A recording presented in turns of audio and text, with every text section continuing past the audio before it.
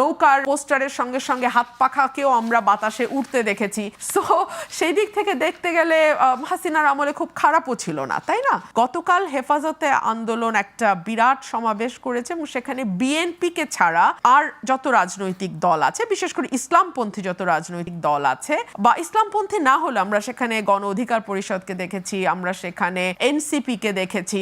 So BNP বাদ দিয়ে মোটামুটি অন্য সকল রাজনৈতিক দলের উপস্থিতি সেখানে ছিল। কিন্তু সেই ঐক্য থেকে যে বার্তাটা দেয়া হচ্ছে, সেই বার্তাটা রাজনীতির জন্য খুব সুখকর বার্তা না, বা রাজনীতির জন্য খুব পজিটিভ বার্তা না। কিরকম বলা হচ্ছে যে আনুপাতিক হারে, মানে আনুপাতিক ভাবে নির্বাচন হতে হবে, ফার্স্ট পাস দ্য পোস্ট ওই পদ্ধতি হতে হবে, proportional representation, lower house of proportional representation, upper house of proportional representation. This is very interesting. This is interesting because এই দলগুলোর কিন্তু সেই অর্থে আসন জিতে নেয়ার মতন অবস্থা আমরা দেখতে পাচ্ছি না। হ্যাঁ, ডানপন্থী বা দক্ষিণপন্থী দলগুলোর কিছুটা উত্থান তো ডেফিনেটলি হয়েছে। 17 বছরে তাদের অবস্থা বেশ পরিবর্তনও নিশ্চয়ই হয়েছে। আমরা ইসলামী আন্দোলনকে দেখেছি যে 2024-এর ইলেকশন বাদ দিয়ে এর আগে যতগুলো ইলেকশন হয়েছে সবগুলোতে তারা নির্বিঘ্নে অংশ নিয়েছে, কোনো রকম কোনো বাধা বিপত্তির মধ্যে পড়তে হয় নাই। নৌকার